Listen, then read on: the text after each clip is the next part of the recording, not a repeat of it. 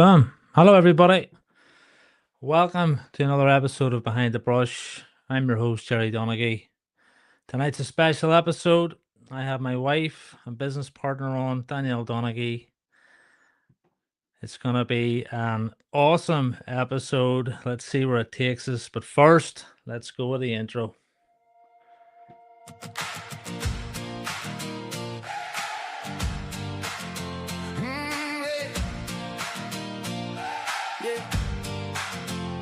Turn the mic on, let the conversation roll. Everybody's got a story nobody knows. Some come laughing, some carrying weight. Some just need a place where they can speak straight. No fake shining, no polished lines. Just real people talking real life. One episode in and you understand why this became more than a podcast. No scripts, no acts, just honest voices having a chat. Behind the brush, where the real ones talk about the highs and lows we all walk. Big laughs, hard truths, stories that stick. Every episode it's a little different. Real raw, relatable nights, conversations carrying on past midnight. No filter, no fuss, just us. Welcome to Behind the Brush. Hello, everybody. I hope you're well. I'm Jerry Donaghy, and this is Behind the Brush, the Painter and Decorator podcast. What a week it's been. This week we started off, it was Danielle's birthday on Monday. We did the half marathon up in the North Antrim coast. Smashed it. Enjoyed a lovely night away together, which is very rare. And we got stuck in on Tuesday. I went up with Daniel from Kitchen Cosmetics up to the NI Children's Hospice to donate our time to help absolutely redecorate the family space there, along with some of the best humans in our industry. We've had Phil Boyd, John Ward, Ryan Mann and team. We've had Damien Grant, Eddie Turkington. Tomorrow we're going to have John Munn and team, Phil Boyd. Everybody, please excuse me if I forgot anybody at the minute, but an amazing bunch of guys donating their time. They don't want anything. They're not looking anything. They just want to help an amazing charity, doing amazing work for amazing people. So this week I have been down in Grey Abbey. I got stuck into a beautiful job down there for a repeat customer. I love this customer's color tastes. Lovely bold colors and allowing me to get stuck in and do what I do. But this week we have a very special person on. We have my wife and business partner. We don't know where this is going to go, but we're going to get stuck in. So without any messing about, let's get Danielle on. Boom. Hello. Hi, Arba. I'm okay, Jay. How's you? All the way downstairs. It's so strange. Danielle, do you want to take a minute to introduce yourself to everybody? And yeah, let's go. Okay, so I'm Danielle. I'm the administrative half of Paintworks NI and Paintworks Academy and Jer's wife. Awesome. Danielle, I was just thinking way back, we're in business 13 years together. Obviously, we've been together a bit longer than that, but Paintworks NI, whenever you seen me, thinking about this, writing it down, all my ambitions in New Zealand, I remember it well, sitting on the sofa, knowing we were going to be returning home. Did you ever think, you'd be working within the business and not only working within it, being the most, one of the biggest organs that's running it, and where it's taken you so far? I suppose when Paintworks was a concept, it was just, at first to me, it was just another one of your ideas. Like, you're someone who has a lot of ideas. And yeah, I suppose when we were in New Zealand, we decided that we were going to come home. And I just sort of thought, right, let him figure this out, what way he's wanting to do this. He's obviously wanting to introduce sprayed finishes. This is something that we haven't done at home before. And I just sort of rolled with it a little bit. I never had any plans to be a part of the business at any point, ever. I came from a hospitality background, and that was where I intended to stay, to be honest. And then when we did come home, that is where I stayed. I plunged myself straight back into hospitality again. Now, the first job that you took on when we got home, I was there and I did help. I remember it very well. In painting out that apartment on a Sunday. Don't know how much good I was, not a whole lot, to be honest. But yeah, so I was there. I was always sort of there in the background and helping with bits and pieces. But no, I never anticipated that I was going to end up being a part of the business. So I was working in hospitality back home. And then it was in and around, I think it was actually this time of year in 2014, I could see you struggling quite a bit. Obviously trying to keep up with the physical, the labor, but then also doing all of the background stuff, all of the admin, all of the pricing. And I remember it was our laptop from the dark ages, and you were trying to write quotes and things like that. And I remember just thinking, oh my God, he can't send that. He can't send that to a client. So I was up, I was coming in behind you. You had written the quote and sort of drafted it, and I was coming in behind you and fixing all the grammar and fixing the and all that kind of stuff. And then I remember I was working and you rang me, or I rang you on my break, whatever it was. And you just said, I can't do this. I need you to quit your job, essentially. It wasn't like a long thought out process. It wasn't, can we do this? It was just all in kind of thing.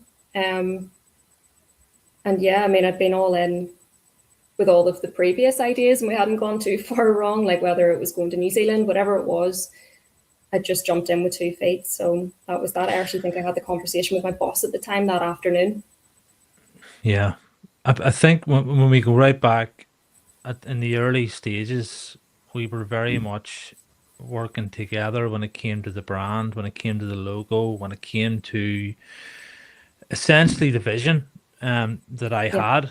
And I always, it was important for us to be together on that. And I've always this memory of us sitting, working out the logo, the splashes, and we've seen it online and we bought the rights to it.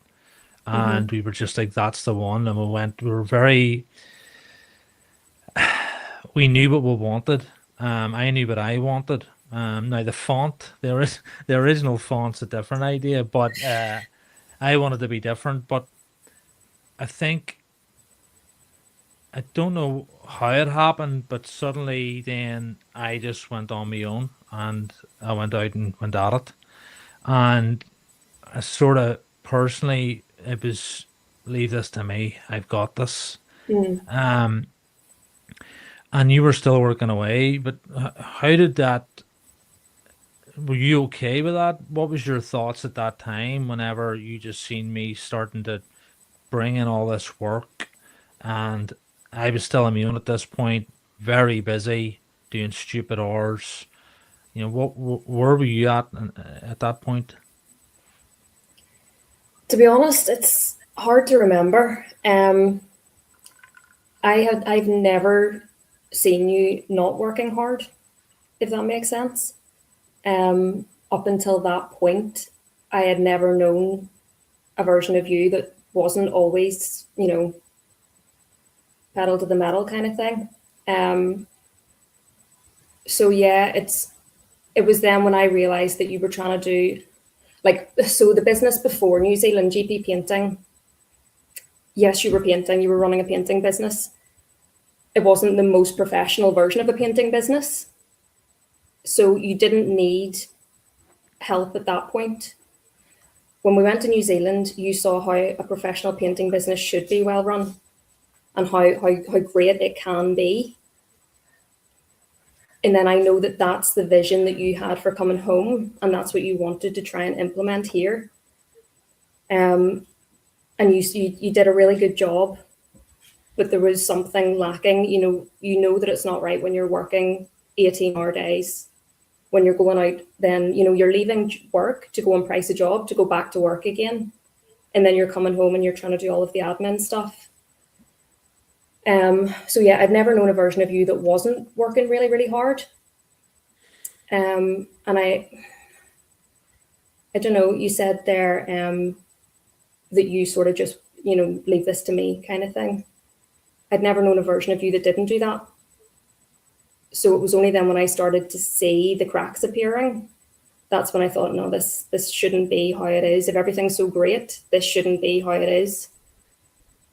And then that was when... It'll be all right. Have faith. Have faith. It'll be all right. That old phrase. You know, I always remember, you know, you would have said to me, I think everything started off really well. And I don't think I realized just how quickly things would take off.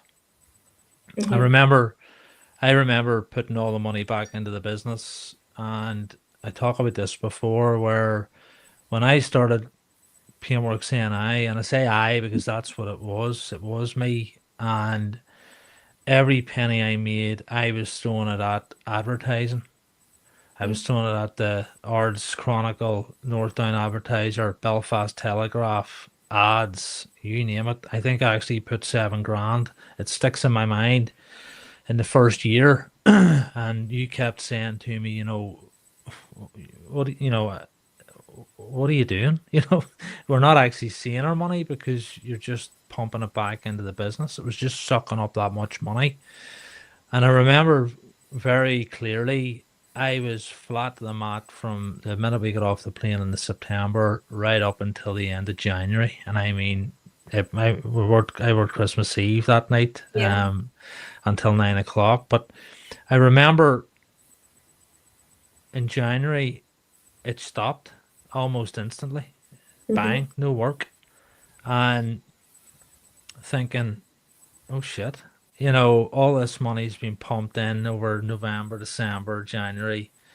And even then, I didn't sit about. I was away getting secondhand furniture and trying to upcycle it. You've always got to be at something. You know, but then the whole month of February, I was working away upcycling the furniture, and I mean nothing was sold. I think some was still out there at my Uncle Bernard's place. But I think we still have an end table with Michael Capola's, to be honest. I think it's somewhere in the unit. But and then bang, March hit, and I mean when I say March hit, it hit with a vengeance. The amount of leads and the amount of jobs coming in, I wasn't even prepared for, and I started taking on staff. I don't even remember discussing that with you. It was just suddenly we had Dara, Chris, and Dara been with me now. I think he was with me 11 years, so it wasn't too bad. But as my wife at the time, me being as ambitious as I was, how did it make you feel that I was just suddenly starting to make all these decisions and bringing in these costs without having these discussions? So I suppose at the time I still wasn't technically a part of the business. I wasn't working for the business yet. It sounds really stupid now that I think about it, but I just sort of had this blind trust. You know, I was really young. Let's be honest. I was young at the time. Yeah. What age was I in 2013? I don't even know. I don't want to tell anyone. I'm 29 now. But yeah, it sounds ridiculous. I was old enough to know better, but I just had this blind trust that everything was going to be all right because you kept telling me that it would be. And we had a business, like the front of the business looked amazing. And I suppose I was just always waiting for it to come full circle and for the money to start coming in and for us to start benefiting from the business. You know, it was the whole shiny exterior, Paintworks NI, we're taking on staff, we've got the vans all sign written, we've got this, I actually remember, was it at that point that you bought the second van, the little van? Yeah.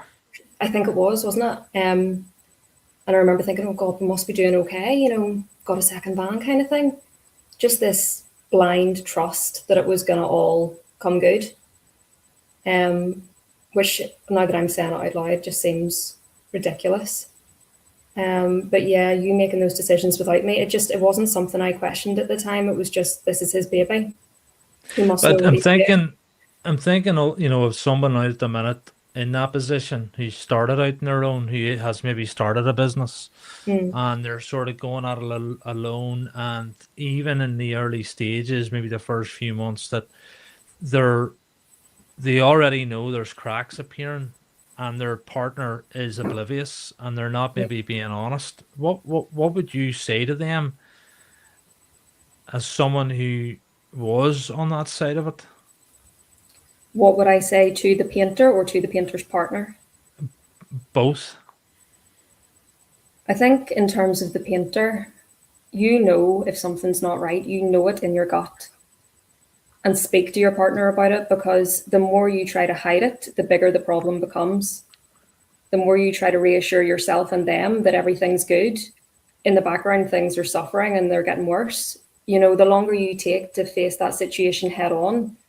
And then also, I think bringing somebody in, so speaking to your partner who's not directly involved in the business, getting their perspective on it can help massively, because like I remember you, it was just blinkers on, get the work done.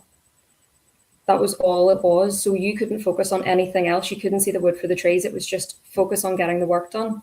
Whereas if you actually had taken the time to speak to me and say, Dave, what do you think about how I'm doing this? Do you think we should do this differently? I could have given you my perspective on it, and then it might have given you food for thought. However, I also know how the version of you at the time wouldn't have listened. You wouldn't have heard what I was saying. It would have been, I was coming at you, if that makes sense. You It wouldn't does. have heard what I was trying to say. It does make sense, and because I had invested, it's the usual. I'm working every hour God sends. You don't get it. You don't understand. Realistically at the time, I had underpriced. I had not scheduled properly. I was disorganized. I was working every hour. There's no doubt about it. Working hard, but just being stupid. And looking back now, it's because I was not, I was in New Zealand. I had GP painting. There's a difference when you're making 20 grand a year as a self-employed painter, 25 grand a year, and suddenly run a 6-figure business. Yeah. And I think that's what I didn't get. It wasn't just, show up, do your work. It was, you've built this, you've laid the foundations, which were solid. However, you're not prepared, and you don't have the skill set to lead, to manage, to do the books, do the admin. And that's, when, when I would have looked at you and I would have felt pushback, or I would have felt like you were not disappointed, but you were sort of looking at me. We didn't have kids at the time, but looking at me going, I don't see you. I'm in this wee house on our own. You're out doing all this, and who you doing it for? And I knew I could feel that guilt, and I didn't want to own up to it that I was feeling. If that makes sense. It does make sense. I mean, at no point did I ever feel like you were feeling. I think that has to be said. As much as, yeah, we didn't have a pot to piss in, and the second you got paid and I got paid, the money went straight back out again, because we had bills, we were paying rent, massive paint bills, whatever else there was at the time. But at no point, like, again, it sounds ridiculous now, at no point did I necessarily think you or me or we were failing. It was just, it'll all work out, it'll all be okay. Yeah, but when I say failing, I am failing at being the version of myself that I thought I was supposed to be. That's what I mean. And I discussed it last night. I was on the Decorator's Den podcast, and we put so much pressure on ourselves to be this shiny, awesome version that hasn't been created yet. You think it's just going to happen overnight, but it doesn't. It takes a long time to build a successful company. It takes a long time to, gain the skills to do that and to Yeah, run like a good business acumen business. is, you can have all of the practical skills, you can have all of the gear, you can have all of that side of it, but if you don't have the business acumen, ultimately it's not going to work. It's as simple as that. You can't expect it to. And if you don't know how to do that side of it, then you need to speak to someone and get advice from someone who does know how to do that. Now, for us, I'm not saying I was that person. I literally figured it out as we went. But it allowed you the time to go to work and me the time and space then to figure out that stuff in the background. So it was sharing the load at that point then when I finally came on board. Whenever it was, I think it was September, October 14. When you did come on board, but was it something you were genuinely excited about? I mean, you've always naturally had good admin. I don't know where it came from, whether it was hospitality, but you had naturally good management skills. You were naturally very good with customers and the staff. I don't think there's a member of staff that's ever worked for us that could say that Daniel. I think everybody, that's what I mean. Refer to you as the boss. Everybody was like, Danielle's the boss. Where do you think that came from? It has to be from hospitality, I suppose. Yeah, like I remember I remember going for my first interview with Michael when at 13, and because I'd seen my brother and sister do like part-time jobs and stuff. My brother worked in an off license, my sister had worked in a card shop, and I knew that retail wasn't for me. I just knew it would bore me, and I knew that I wanted to work with people ultimately. So I remember going for my first interview, and I was just hired on the spot, and yeah, I mean, hospitality, I absolutely loved it. I still love the idea of it. I mean, obviously, practically now it's never going to happen, but hospitality, yeah, I love dealing with people, even difficult people. I'm like, yeah, give me all the difficult customers because I know how to soften them up. Do you know that kind of way? And even like I remember, oh God, help him, you and Chris at the time. Chris is such a good guy, but you and Chris at the time had words or whatever had happened, and you were like, Danielle, can you come out and speak to Chris, please? So I did. I came out to the yard in my ancient 306, got him to sit in the passenger seat, and me and him just chatted it all out. And I remember him coming back into you and you two shaking hands and him going, you were raging. Because he goes, yeah, Jay, I think I might just deal with Danielle from now on. And you were fuming. But no, like I've always been able to build good relationships with people. Because I suppose that is my background. In answer to your question, yeah, it's just always interested me. Working with people's always been where I've wanted to be. And what, you know, we then get into the business. Paintworks and we started employing people. We started building the team. And I went from what I believe at the time, I thought it was strength to strength. I mean, it just kept getting busier and better. And, we started evolving, the uniforms and we started getting the accreditation to the Dulux Select Decorators. And, we knew, well, I knew what I wanted to build. But again, I was away off on my own thing.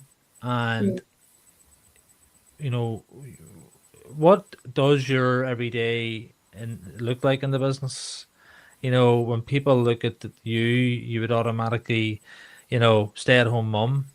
And we all know that's not the case. What is it that you do that allows me, um, everyone knows and thinks I've built it. But how much of it could I have built without you, really? You know? So, I suppose if you go back, like I said, to whenever I first came on board, it was a case of sharing the load. It was let me answer the phone calls, let me answer the emails, If I'm not sure of something, I'll run it past you. We'll figure this out together. But just initially, it was me taking that like customer facing responsibility away from you. And then again, initially it would have been when you had gone to price a job, you'd come home, you'd have your hieroglyphics on your notepad, and I had to then translate that into English and make it into a quote, send it off to the client. And then I suppose that's just evolved over time. So my everyday now, like, I don't take it for granted for a second. I'm extremely fortunate that we are in the position that I can work from home. You know, we're coming at the end here of the summer holidays. So yes, while it's extremely tight, working from home with two kids, I'm very, very, very fortunate because we're not forking out for childcare. I know that my kids are with me, they're happy, they're safe, and all the rest of it. Yes, I'm absolutely melted, but ultimately it's a very fortunate place to be.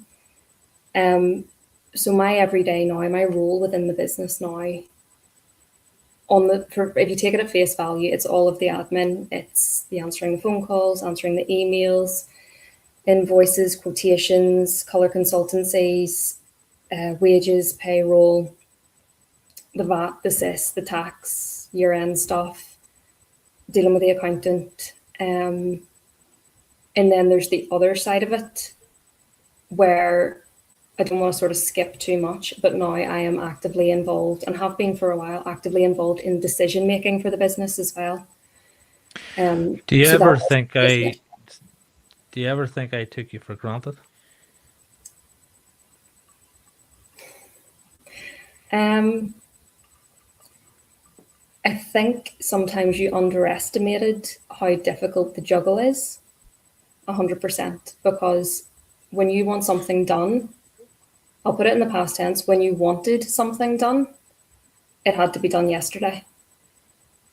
Like I remember sending emails from the maternity ward when I was in having Jenna because that was it. It needed done. I'm sure I was just lying in a bed. You know, I remember that. Taking me for granted isn't the right thing. I think you've underestimated how difficult it can be at times just to do both jobs. And the difficulty for me is that neither role, whether it be as a mum or as a business partner, you can never give both roles 100% at once. Someone has to suffer. Someone isn't having a need seen to, someone isn't having a need met.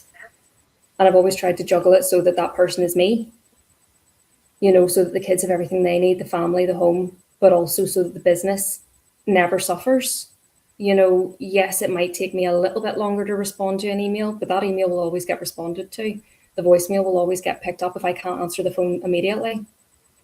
You know, and clients do thank me for that as well. Thanks for returning my call, you know, because oftentimes, you know, people are just so busy, you know, other painters who don't have admin support are so busy that it might slip their mind to return that call or respond to that email. You know, so I don't think you've taken me for granted. I think you've underestimated at times just how difficult it can be to do everything. And if something hasn't been done, you'll notice it rather than the other million things that have been done, if that makes sense. I think to even add on from that, you know, when I go back to your point, as in on the maternity ward, I've spoke about it on previous episodes about my biggest regrets, which was when, for many years, I suppose the business came first, before you, and obviously we had our first kid, our first girl, Jenna, and you know, I didn't take time off. I wasn't there, and that is probably single-handedly one of my biggest regrets. Throughout my sort of business career with Paintworks, and you can't take it back. And when guys say to me, you know, I'm taking 2 weeks off to be with my kid, you know, and I'm like, love it, you know, it's something I wish I had it done, but at the time, I created the excuse that the business needed me. How did that make you feel at the time? Because I actually never asked you that. Just when we had Jenna, that was just a terrifying time in general. You know, we didn't know. We had a difficult pregnancy, a really difficult pregnancy with Jenna. And then it wasn't until we arrived in labour that we were told it was a high risk pregnancy. That was the first time we had ever heard those words leave a consultant's mouth. Oh, but sure, you know it's a high risk pregnancy. I was like, no one's ever said this to me. You know, I'm a first time mum. I don't know. And now obviously all of the signs were there. Like we were seen by fetal medicine and all that kind of thing. And then when Jenna was born, she was taken from me immediately. Like I literally got to look at her once and then she was taken from me immediately, resuscitated and taken to intensive care. And obviously while she was in hospital, she was in for 11 days between ICU and SCBU. And you were with me then. But then I remember being so scared on the 11th day when the doctor said, okay, she's ready to go home. Because I knew that not only did that mean we were going home, it also meant I was by myself with Jenna then. And I didn't have a clue what I was doing. This little life was dependent on me, and I knew that meant the following day you were disappearing. So it was just all around a terrifying time that, to be honest, I don't ever think about now. It's just compartmentalized in my mind. It's boxed away somewhere. Yeah. And then it was just it felt to me like it was just, okay, everything's normal. Danielle and Jenna are home, straight back to work. That's it, you know, and that was, you expected that on my side as well. I had to pick up where I left off as well. So, as much as you didn't get your paternity leave, I also didn't get my maternity leave. Yeah. You know, it was just non-stop. But in terms of being Jenna's mom and obviously with that, for those that have listened to the podcast, Jenna has additional needs, and it's never been straightforward. But what's been the biggest? What has Jenna taught you about yourself?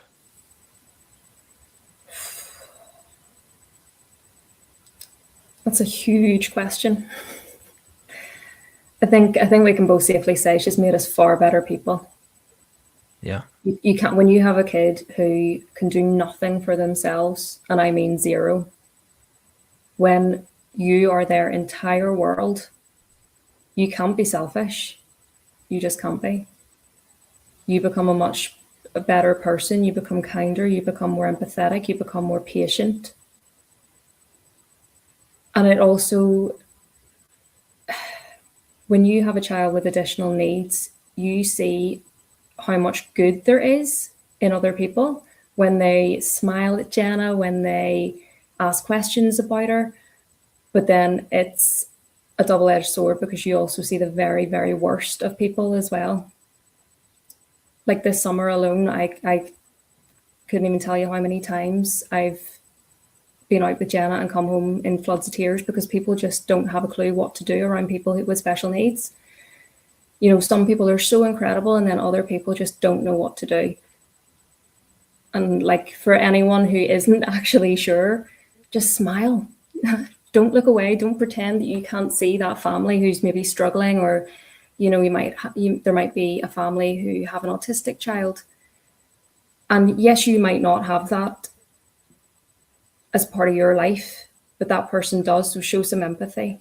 Smile. Don't pretend you can't see them. Don't pretend it's something ugly that you shouldn't see or you shouldn't look at. Smile at them. That's it. They don't need your help. They don't need your input, but don't look away. Just smile. That's it. And go about your day, you know? I think that's it. I think whenever you don't know what to do, you just do nothing. Yeah. And I mean, I was guilty of that years ago before we had Jenna, so it's like, I think you see it more. But as you say, navigating that as well, and even just the summer, just not having any help, not having that routine, and you're nearly glad at school because you get that routine back. But I think the bigger picture, what I'm trying to get at is for that painter out there, who is in the thick of it, in the trenches. I think you know Yeah. where I'm going with this. Who is sort of considering going straight to work and maybe creating this noise and narrative that I need to be at work and this is more important. Um, the the importance of that bond, I suppose, that family unit, and it's you can't get it back. No, you can't. And I always go back to that, and it's no one else's fault but my own. And because you're so busy with a team, you're so busy with all this work, you're so busy, busy, busy. Change the record. Change the fucking record. And, and I even look back at that version of me and I think, what a dick. And I think, what didn't I see? Was I trying to escape the responsibility? Was I just using work as my get out card? Get out of, jail free card. I don't need to deal with this. I can just be at work. It's easier. I I don't think know. I don't there's, I know. think there's, sorry to interrupt you, Jared. I think it's really important to note at this point how difficult it is. An adjustment for, like, don't get me wrong, when a woman has a baby, it's a huge adjustment, especially your first one. But it's not talked about enough how difficult the adjustment is for a new dad. You've talked about it before. All of a sudden, you felt like me and the baby were fine. You were needed. You were pushed out. You weren't my focus anymore. And that, like, it sounds silly because, of course, this new little life needs all of, both parents' focus. But it needs to be talked about more how difficult an adjustment that is for a new dad as well. Because I know that you really struggled with it. And I know personally we have friends who have really struggled with that adjustment as well.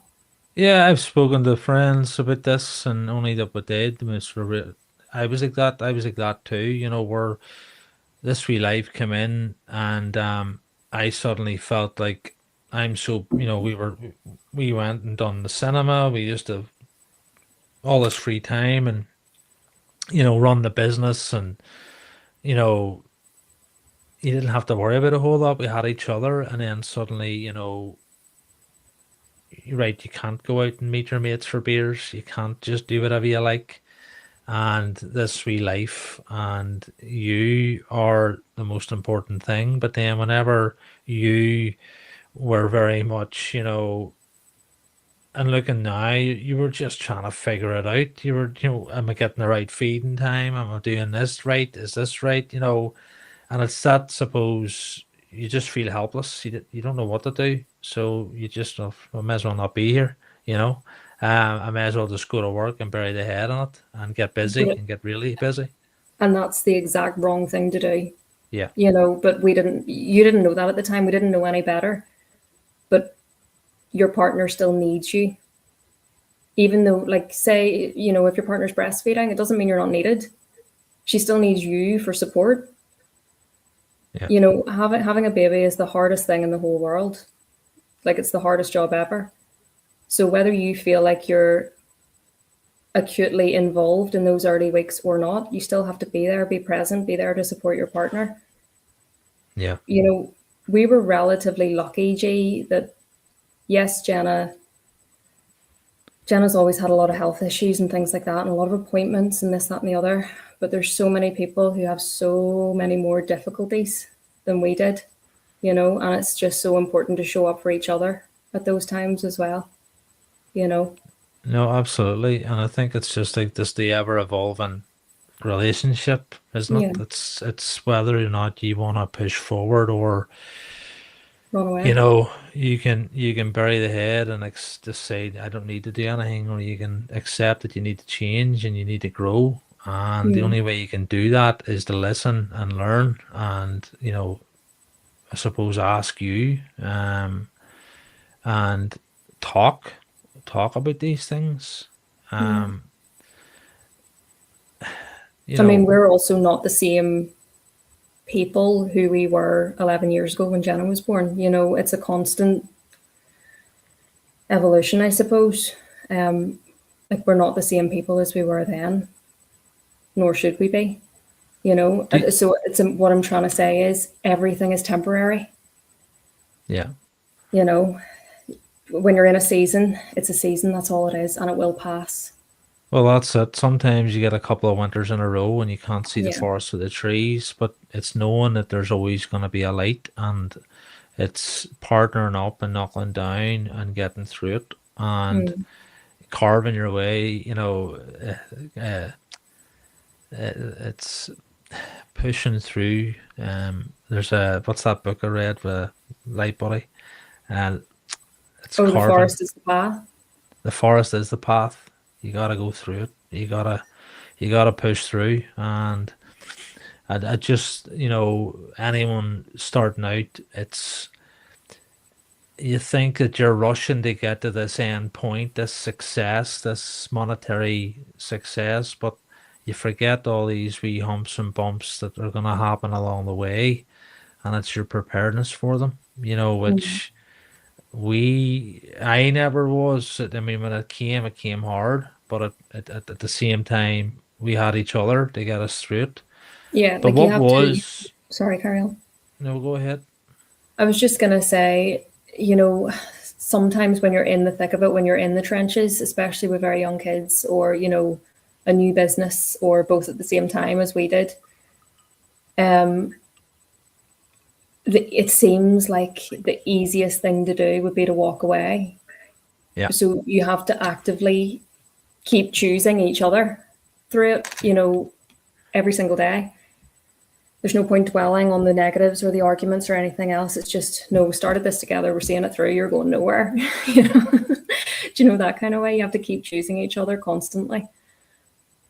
And what's it like being with somebody who is ambitious, who is 100 miles an hour, who is, you joke all the time about what version you getting today, but from being the partner, wife, of someone like myself, because I would very much be high risk, you would be risk adverse.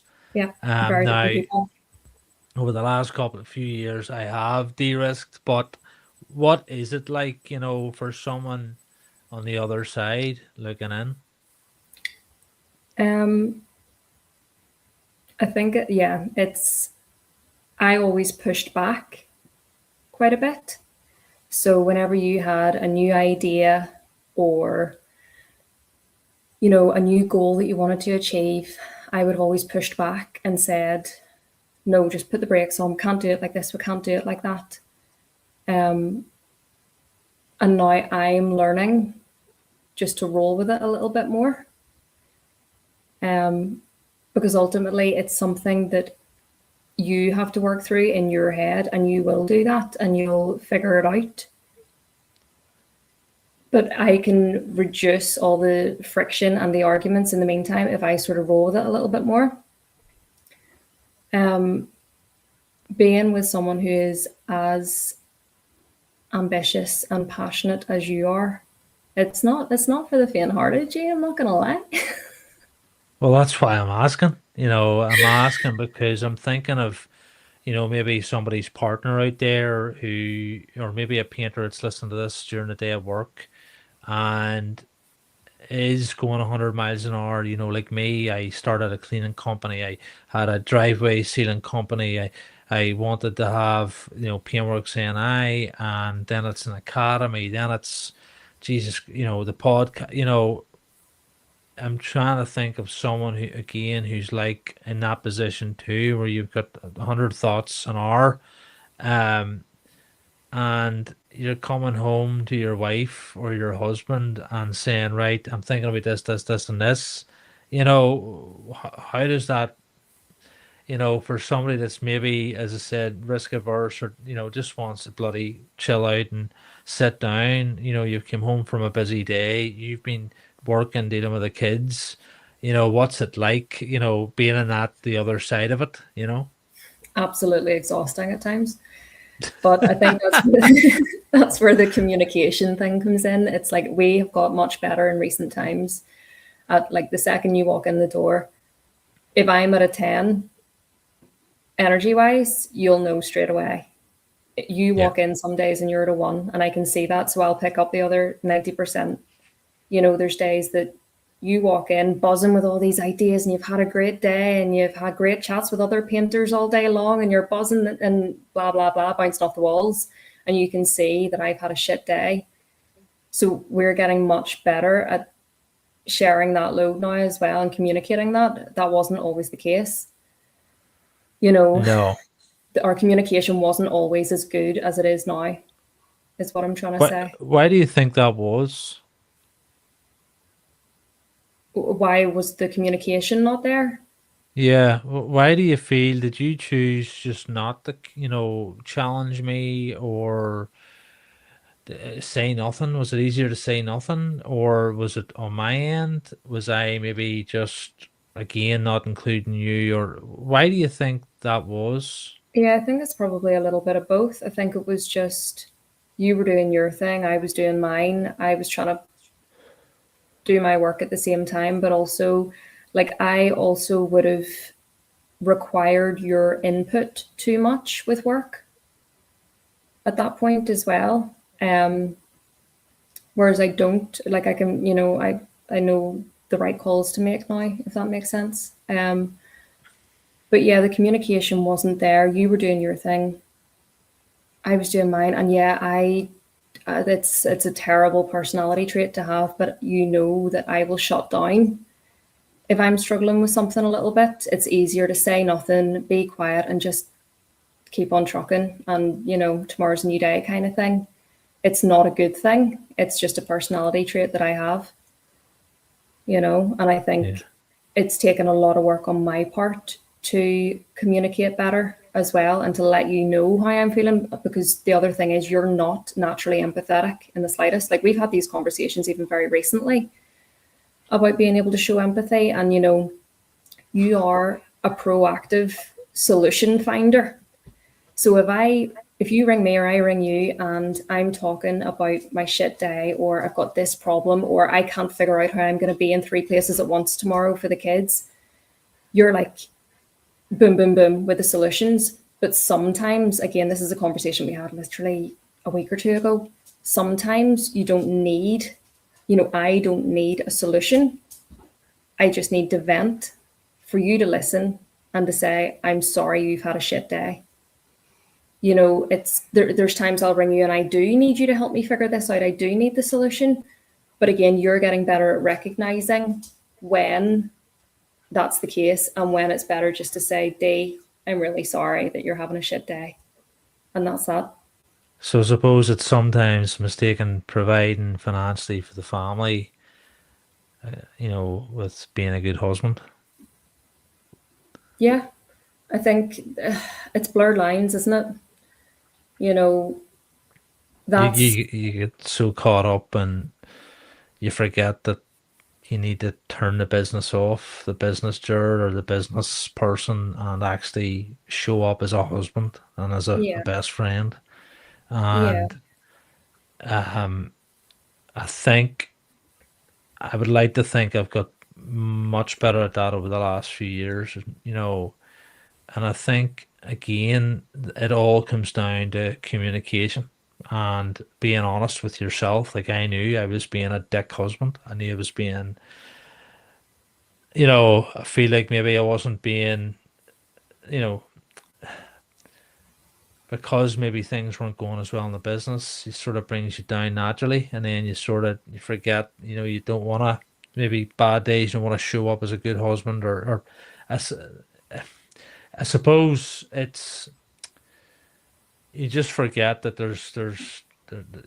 here you are sometimes, when you peel away the layers, the walls you put up for running the business, and being this business version of myself, and then being obviously being a husband, being a dad.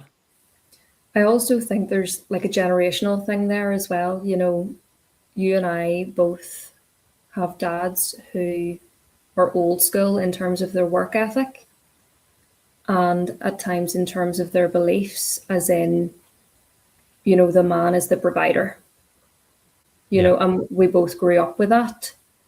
So it's a difficult thing to actually say, no, a man can be both. A man can go out to work, but also leave the work at the door and come in and be an awesome dad and an awesome husband. You know, it's sort Did of breaking I a little bit. do I bring it home? You know, you see a lot of, you know, you bring it home, you're shit homie, a bad day, a bad business decision, you know, and how it affects the family home, you know, from your perspective. Um, you know, how's that, how has that been over the years? And would you prefer it was left at the door, or do you think it's important to bring it home and chat it out and work out the solution? I actually think it's option C now because you and I, we feel everything on a very personal level when it comes to the business. We're both the Yeah. same that way. If you've had a shit day work wise, I've had the same shit day work wise. Does that make sense? Yeah, I think So yeah, sorry, go ahead. it's one of those things where I already know, because like you and I communicate constantly throughout the day, unless you're in on a job site where you have no signal or something like that. We are in constant contact to do with work. So I already know if something has happened that day, if there's been an incident, if there's been, you know, even if it's been a good day, I know what version of you's about to walk in, and I know when we need to have a quick conversation to figure it out. You know what the plan is. It's like we can do it very efficiently now. It's a 15-minute conversation when you first come in. This is what's happened. This is the plan. This is how we're going to deal with this. And tomorrow's a new day and we're going to get it done.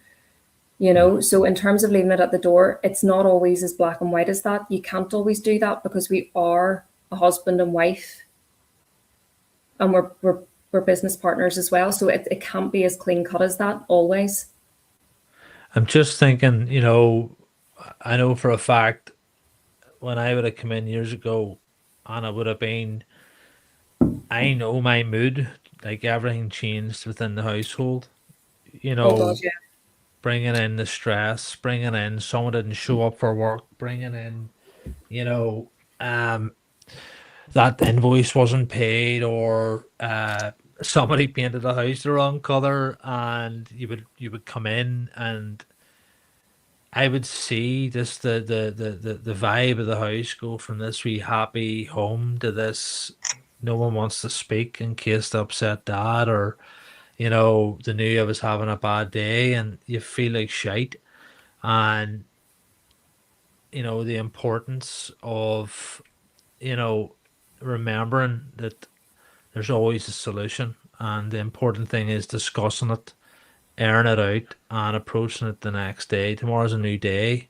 I Yeah. think you know I'm much better at that now because I recognize that it's just work. You know, why are you bringing it home? Um, Was it John McFarland? I can't remember. I think it was John McFarland, was it? No Emergencies in Painting, or who was that? well, that was John McFarland, an absolute gentleman. But that's I think when I was at the retreat and John said that, it was probably one of the.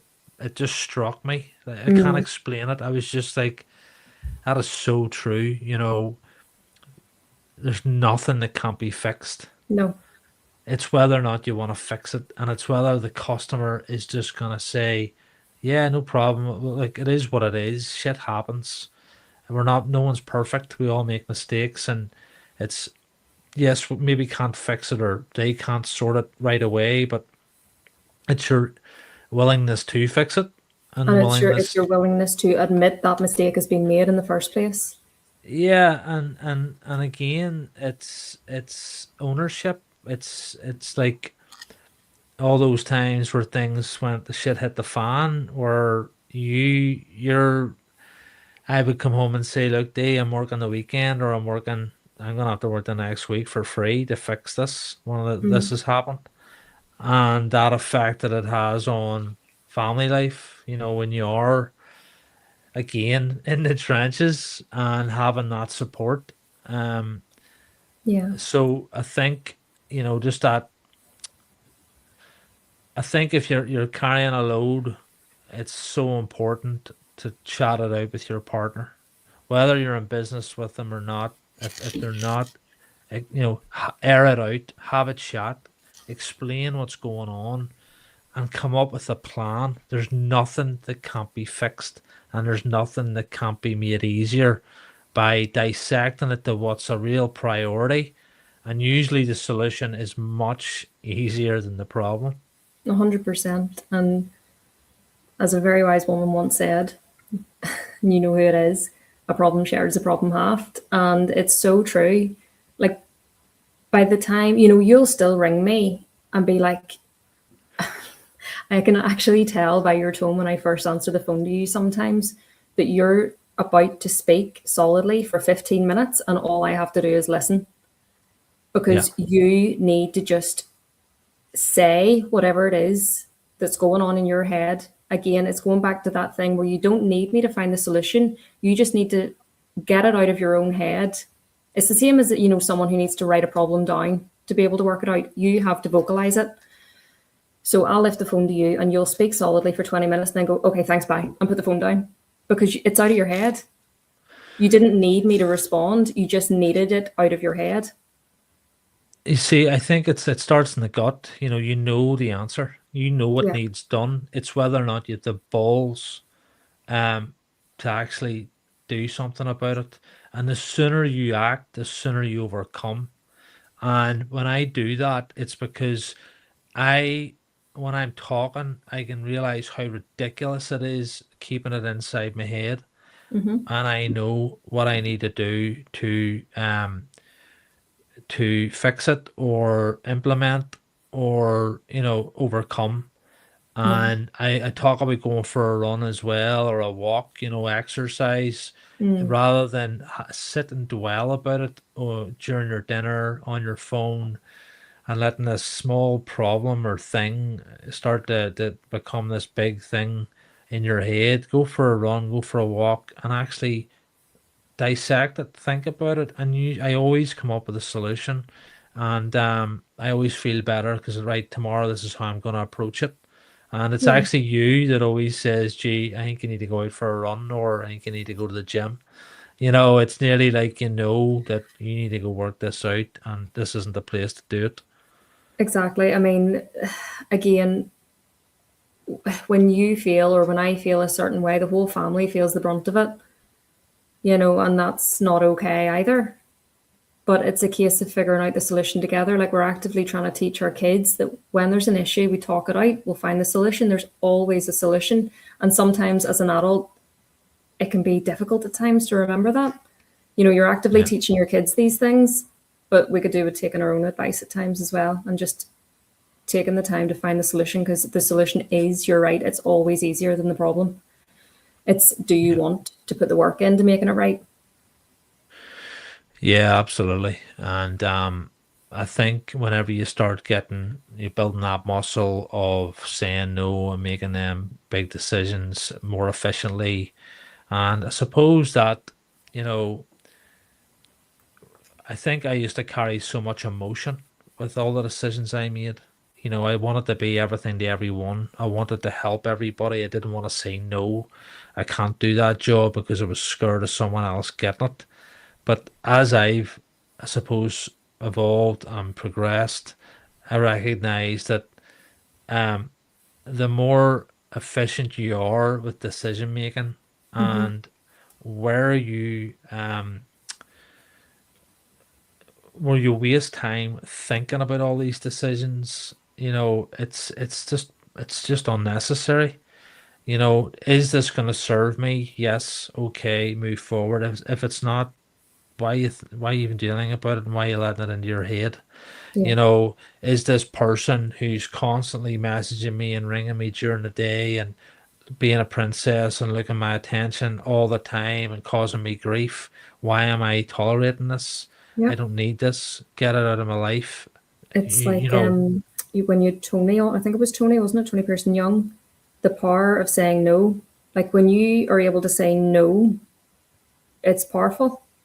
And you're yeah, not saying no to be a dick or whatever. It's because you know that either there's a boundary there that shouldn't be crossed, or, in terms of work, I can't serve this client no, to the best of my ability. I shouldn't take that job on because I know I don't have the resources to do it the best way that it should be done, the way that that client deserves for it to be done.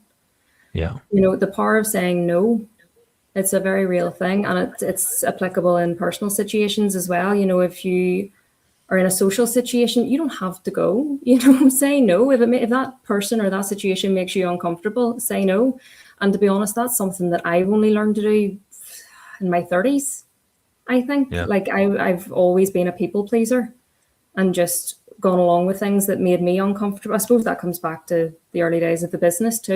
I've gone along with things because you either have that self-doubt or because you're scared of rocking the cart, or yeah, it's just when you are able to say no to things, it's powerful. I think it's one of them things where whenever you start out in business, you sort of don't want to say no because you want that security. Yeah, you're You want scared. to help everybody, and But in terms of the business, in the early days, I was a yes guy to everybody, taking on everything, and you know, I suppose taking on stuff I had no business taking on. Mm, Um, but that's when I suppose the ego kicked in. And yeah, even I remember recently, even a couple of months ago, I'd done something. You said to me, "Gee, you did that through ego, and rightly you shouldn't have done that or been there." I don't necessarily know what it is, but I don't need to hmm, bring talk about it. But back then, you would never have said that to me. no, And I was away taking on building sites, and it was the first building site I ever took on, and our cash flow gets sucked up very fast. I mean, I think we're in a really good place. 2015 was pretty good. Things were going well. And then, of course, I went and took on a building site. And I thought this was the best thing ever. This is what success is as a painting contractor, sites and vans. And then it was suddenly, I think we need to go ask for an overdraft of 20 grand. mm, Where were you at that place? And how did that make you feel? And what was if I don't know if you remember, but you know, I come and I think to myself, like, what was I thinking? But again, I had nobody to guide me. I had nobody to say this is not a good move because no mm, one had been there. Well, not no one had been there, but it's your circle, I suppose, your counsel. No one was there to say this isn't a good choice. yeah, Have you got all your ducks in order? Where's the yeah. holes in the bucket? So, in terms of from your perspective, have you anything to add to that? I mean, I came from a family who was very much, you know, no direct debits, no monthly payments. If you have a bill, you pay it. It's you save up so that you can buy something outright. That was what I came from. And then You fast met me. forward, fast forward to the early days of the business and that specific example of the overdraft, it was like, oh, there's another way to do things. Again, this is immaturity. It's thinking, oh, we can have this. And sure, it's only however much a month. Yeah, And that's, you jump into these things sometimes without, because you haven't felt the impact of it yet. You banks like lending money, like who knew? They're happy enough to lend money to two absolute idiots. But yeah, I mean, at the time, to be honest, I don't remember it. Again, it's one of those things that I've compartmentalized in my mind, and I don't think about, because I know that we're so much further on from where we were, and I know that we're far better managers of money, and I know that we do things a certain way now.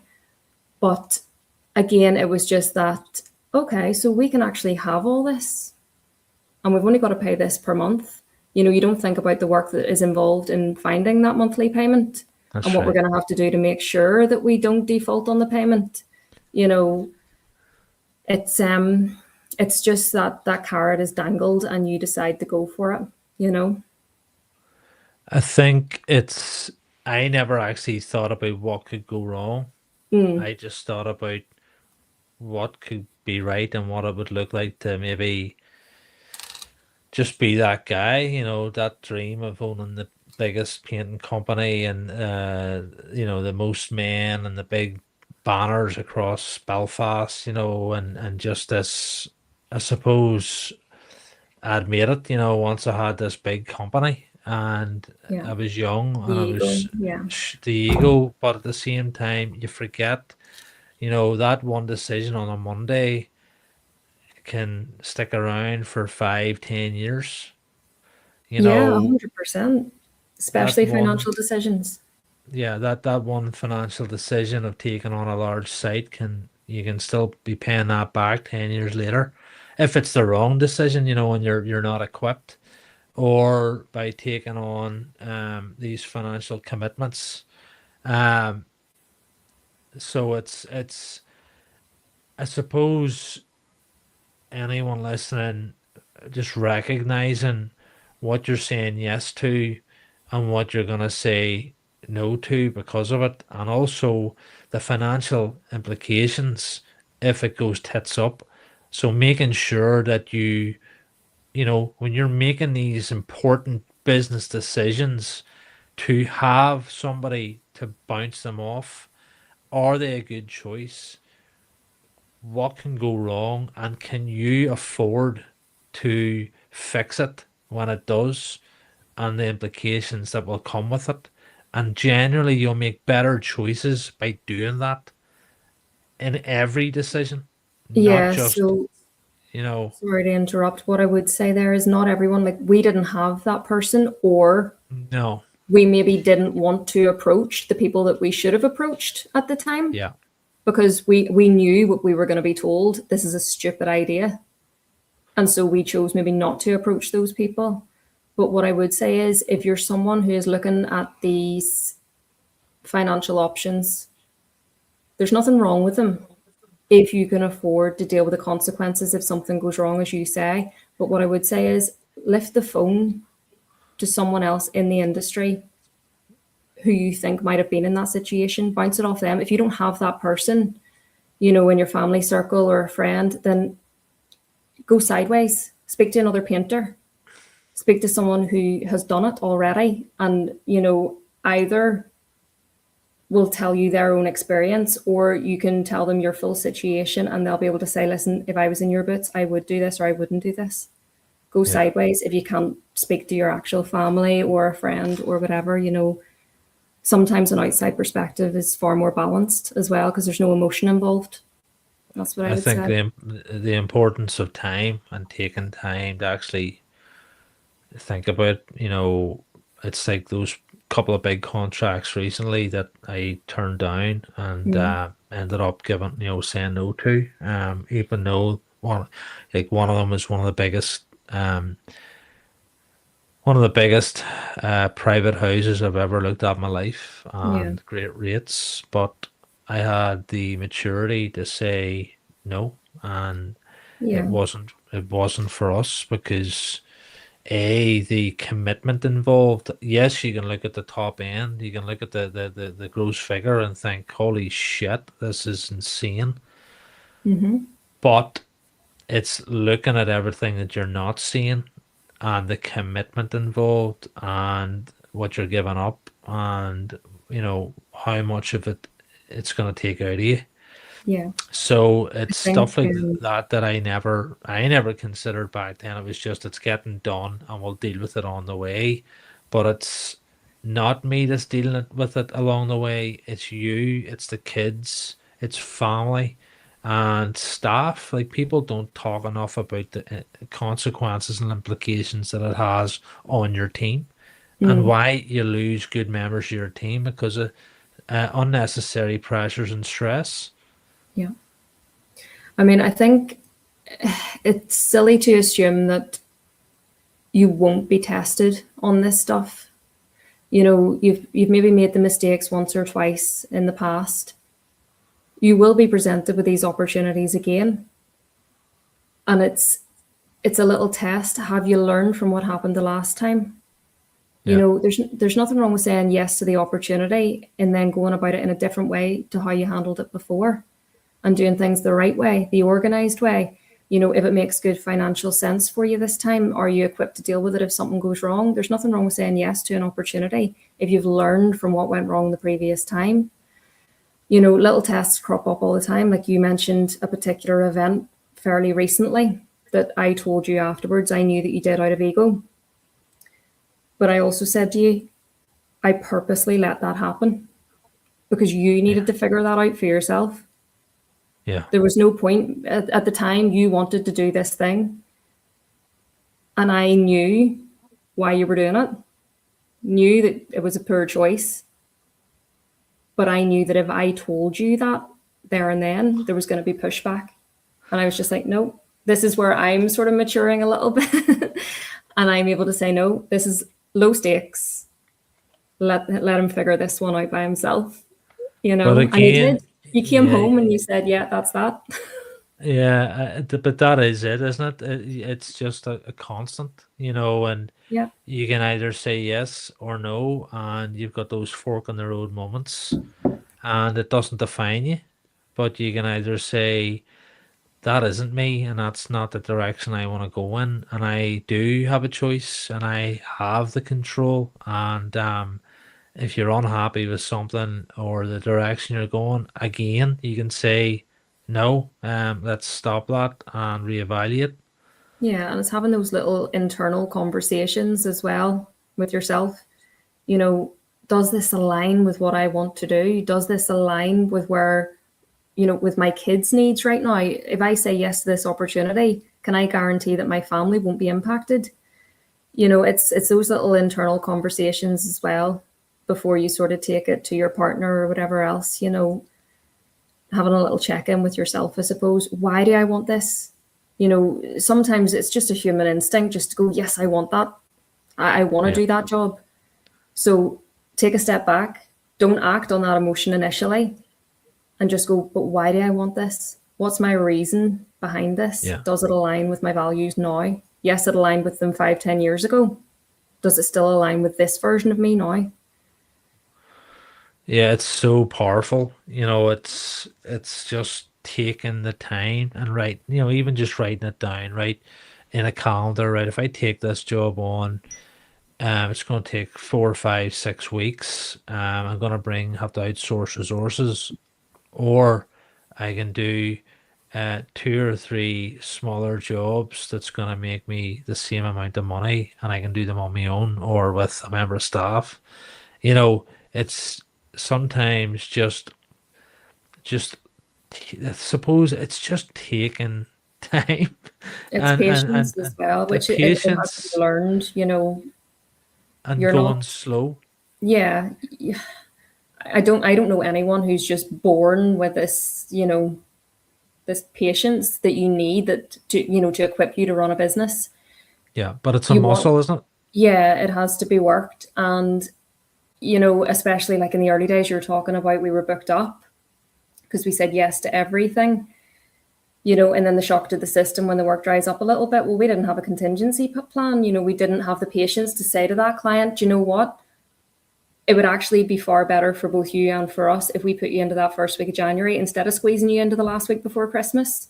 You Yeah, don't want us in your house the last week before Christmas. Enjoy yeah. enjoy your holidays with your family. We'll see you in January. It's that patience because you're hungry and you want it all there and then. Just because you can doesn't mean you should. So going back then to the business side of things and myself, going from that transition to absolute chaos, Mm. when do you think was the key moment that we started? to get on the money train, or in terms of we had sort of transitioned into a well-oiled business machine and things were starting to go in the right direction. Have you any memories or key points in the timeline that you started to say, no, this is the right move, things are going in the right direction now? If I'm if I'm going to be really honest about it, I think it's probably much more recent than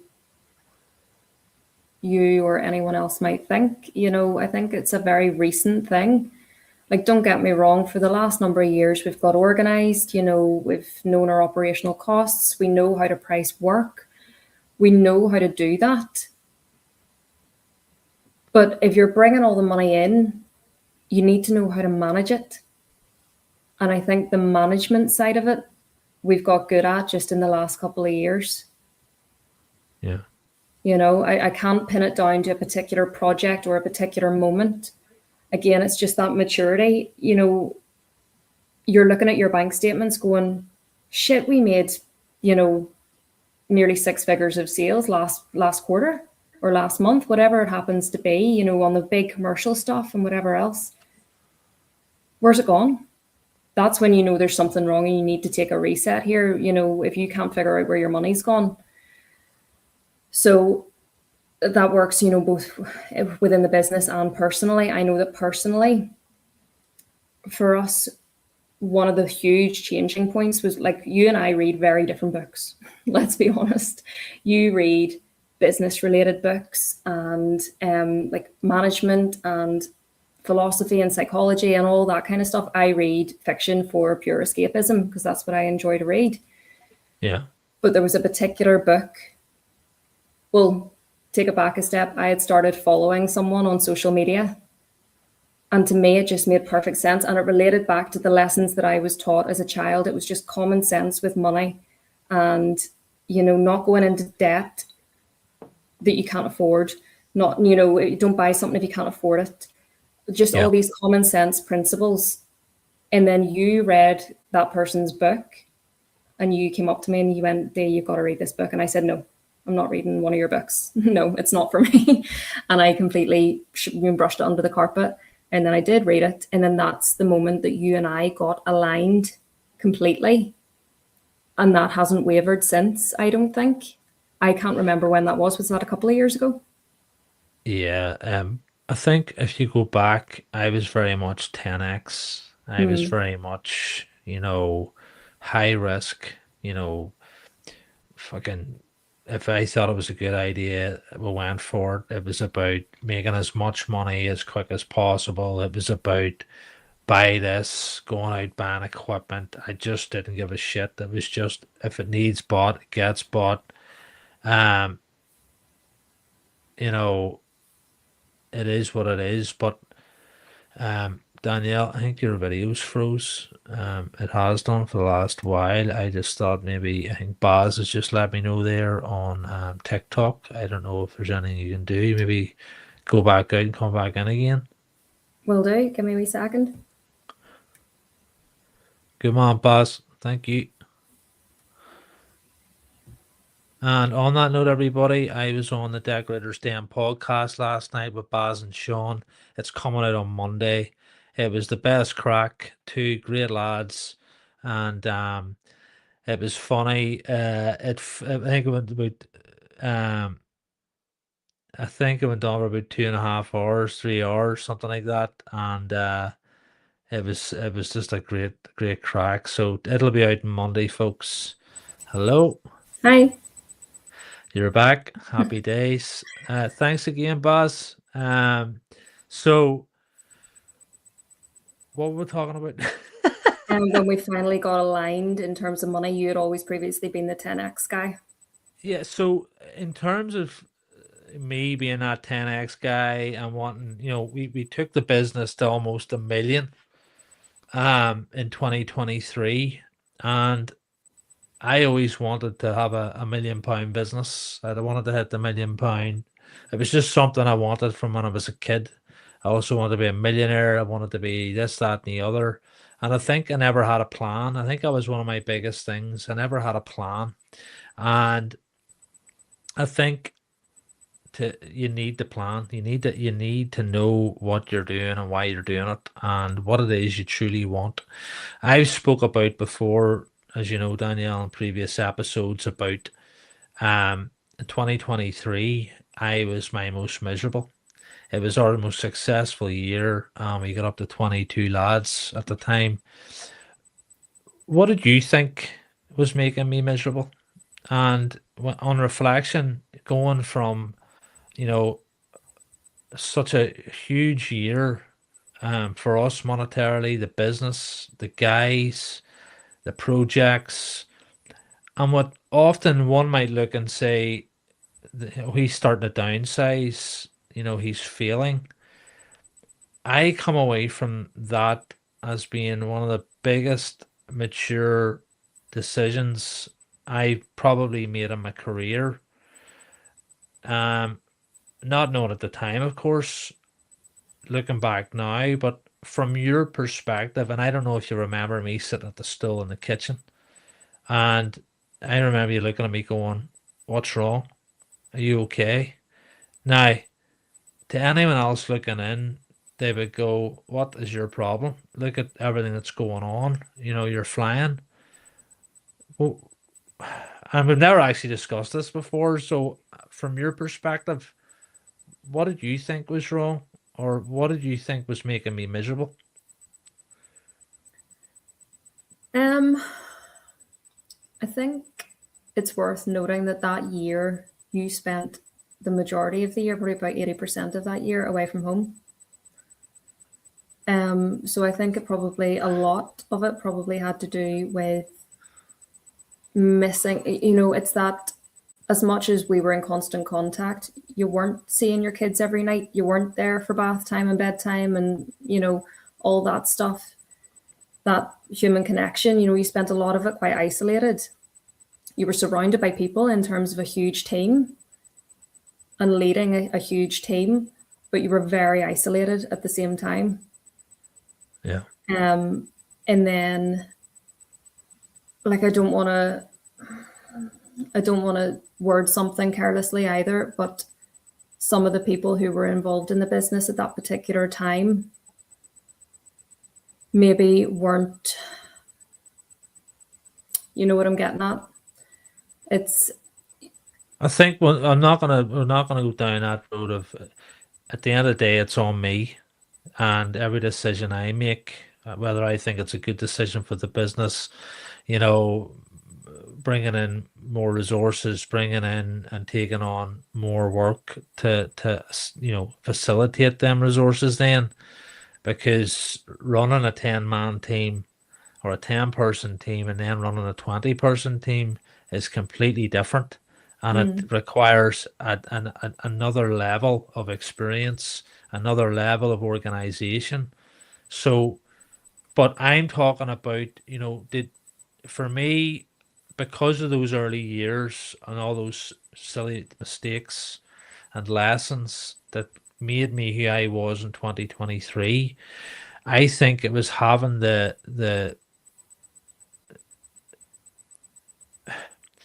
I knew that if I continued going the way we did go, the success that we had created and what we had going for us would quickly disappear very quickly from the holes in the bucket. I suppose that's what I'm getting at. So I was like, Yeah. I don't think that's for me. And I realized pretty quickly that what I thought was what I wanted in terms of large team, big operation. Success is about the biggest business, the most, I'd sort of realized that my success from within had fuck all to do with the amount of men I had and the amount of turnover. Yeah. And it was at that moment in my life that I realized I've got this all wrong.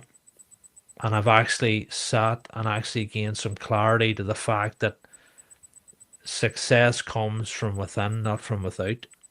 I think, other people's perception of you and your business doesn't define whether or not you're successful. You know, I think fulfillment is a good measurement of whether or not you're successful. If you're fulfilled in what you're doing and you're happy in what you're doing, then that's success, whether you're bringing in a tenner or a million. You know, if you're fulfilled and happy, then what difference does the money make? Yeah. You know, it's I think that's probably the biggest thing. At that moment in time, you weren't fulfilled. You were running this big operation, you were doing it really well, but you personally weren't fulfilled. It's as simple as that. You know, you weren't following your passion, I don't think. Do you think I had the need for validation? Yeah, I think that's been a big issue throughout. I What do. Do you think it's something where, because you don't, you know, what's your perspective on that? The validation thing, like you're very quick to tell me that I care sometimes too much what people think, you know, and outwardly it would seem that you don't, but I know that you are actually very personally affected sometimes by what people say or their perception of you or what they might think. And you'll dwell on it a little bit. The validation thing, I think you realized, I can't pinpoint again when it was, but that's when the ego started to come away. It was like, okay, well, I've done this. It was as though you were sort of scaling the side of a mountain. And you thought on the way up, when I get to the top, that's it. I've done it. I've achieved it. But then you got to the top and you went, it's only all right. and no one actually cares. Do you know what I mean? That's No right. one cares.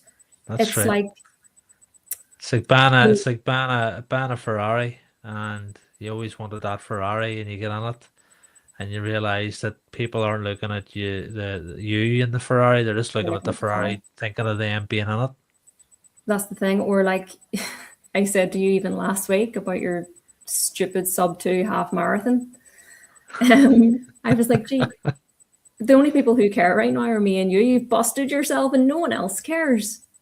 But That's yes, right. it's an awesome achievement. But honestly, like, you know, you went out and did that with no training, completely destroyed your body. And no one else cares. It's the same when you're building a business. No one else is ever going to care as much as you do about That's it. right. So make sure that the decisions that you make are all contributing to how you feel, not how other people will picture you That's or right. perceive you. Is this gonna make me happy? Is saying yes to that project gonna make Yeah. me happy? Or is it actually gonna take me away from my family? Is it gonna stretch me further than I want to be stretched in terms of resources? Or would I rather take on those 2 or 3 smaller projects and have that little bit of balance? I get to see my family. Or, you know, it might not be, for some people, you know, it might not be the family, seeing, you know, spending time with family that makes them happy. It could be hobbies, it could be anything. But I think, again, it's one of those little internal conversations you need to have. What is it that actually makes me happy? And do you spend enough time working that out? And it's like people talk about work-life balance. I believe it's freedom. I believe what actually people are chasing, because that's what I suppose what I realized was, I've got this, but I still don't have any freedom. Yeah. I can't take off a week if I want to take a week off. I can't book a holiday when I want to book a holiday. I can't go and take up a hobby without, you know, you commit to something and then you start, I can't make it, I'm working, I can't make it, I can't meet you for a coffee, I can't go for a run, I can't do anything because I'm just so busy all the time and I'm working all the time, and I don't care how much money you make. See, if you don't have freedom, the freedom to do whatever the hell you want, you will be miserable. Yeah. It's a complete waste of time. And I just, I think when you talk about when I began to strip the ego, it's because I realized, you know, in 3 or 4 years ago that this is the lonely road, and if no one gives a shit, No, literally nobody else cares. But also, and I think it's important to state I don't think that you can reach that point without going through all the obstacles that came before. that's right. But I think as well, as I said in the podcast last night on the Decorator's Den, everyone, it's very easy to compare yourself to others. It's very easy to look at somebody and say, fuck, look how well they're doing. I went to school with that girl or him, and he's driving a BMW, or he's just bought a big house, or he's got this company, or she's on holiday 4 times a year. Everyone, it's like a marathon. I used a marathon analogy last night, which was, we all start at different times, different groups, and we'll all finish at different times. And it's about enjoying, it's just enjoying the run, it's enjoying the journey. And some people are going to go through a few winters, you're going to run past them and they're fucked. They've got a stitch or they've shot themselves. That And was you me can last week. choose, you can choose to throw the arm around them and help them, help them along. Or you can run past and say nothing and do nothing. And I think that's, it's, are you going to be the person that runs past and walks past? Or are you going to be the person that encourages and helps the next person up and, you know, eggs them on? It's like, it's amazing what in a run, when you hear everybody, go on, keep her lit, Mm, and it just gives you that wee boost. And I think yeah, that's the power of social media. Social media could be that thing where people do leave those comments, keep her lit, you're doing great. Or you can be that person that uses social media to sit and say, this is boring, that's shit. Whippy do, you don't, mask and tape this and all the usual shit you hear, yeah. and you're just like, where are you in your life that you feel the need to leave negativity? You I know, just I have strong feelings about social media anyway. If it wasn't for the business, I wouldn't have it at all. I don't have it personally, but I do think just if you are positive and you'll attract positivity back. I actually think that Instagram is quite a supportive form of social media. yeah, I think everyone would agree with that. Yeah, Instagram is a nice place to be 90% of the time. You know, like painters supporting painters, it's awesome on Instagram. It is. I know that you see the other side of it at times on maybe TikTok and elsewhere, but I just think, TikTok, I find TikTok sweet as. I think it's raw, it's honest, it's direct, it's just straight to the point. But I think you just need to have a backbone, and I think yeah, you need to be where, you know, I don't care. This is me, and if you're being you, it's irrelevant because you're gonna get people who are gonna like you, and you're gonna get people who won't like you, and that's life. that's it. And as long as Yeah, you you just say, look, it is what it is. Thanks for the comment and good luck. But um, I think you need to be in a certain place to be. Um, I couldn't have done. I couldn't have done this like 2 years ago when you bought me this microphone, and I always wanted to have a podcast. And mm, I mean, you've been um you've been so supportive of me and everything that I've wanted to achieve. But at what cost to you? it's You know, it's a you, season, Jay. It yeah. goes back to that. So that's my point. It's like, well, you've sacrificed so much and you've been so supportive of every single thing that I wanted to do. Um, what have you not pursued? What is it that you would like to pursue in the next chapter, in the next 5 years? 10 years? Is there anything? I mean, I think it's my brain just doesn't work that way. It's like I deal with the here and now. I've everything that's led us to this point. It's a decision. There's no point thinking about, oh, if I hadn't made this decision, where would I be? What's the point in that? I don't see the point, if I'm honest. You know, because you are where you are and you can't go back and you can't reverse those decisions. So I just take it one thing at a time. Right now, we're diversifying a little bit. We're building in other areas, which is great. Ultimately, yes, maybe I have sacrificed certain things, but I made those decisions, so I'll own them. You know, like it goes right back to us lying on sun loungers in Turkey in whatever year it was when.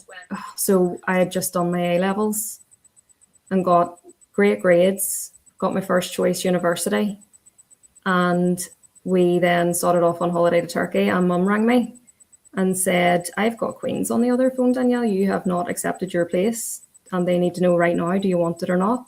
And I just knew it was in my gut, and I just said no, because if I overthink things, I'll tie myself in knots completely. So I just decided to say no there and then, and I own that decision. You know, yes, I could easily say, oh, what if I had gone and done this and done that, but what's the point in that? You know, own where you're at right now. I've made all of the decisions, for better or worse, I believe for better, and I'll continue to do that. You know, we work together as a team. Every decision now, it's those decisions that you made in the early days of the business, they impacted me. Well, now we make every decision together. You know, I choose to support you in the things that you want to do, and I know that ultimately if I come to you and say I really want to pursue this, then you'll support me too, and we'll figure it out and we'll make it work. But right now, it's not, you know, I don't see the point in thinking that far ahead. Right now, we're working on something, we're building it, we're happy, and raising a family at the same time, which is no small feat either. So yeah, I mean, in terms of long-term goals, I am one of those weirdos who doesn't have one right now. That might change, but right now I'm happy with where things are going, and I'll take each decision as it comes. About where things are going, I mean, obviously, since 2023, I have intentionally brought things down. We've got smaller. I've been very much intentional with the jobs, the projects, the people I do business with. You know, even turning work down and various different things. How,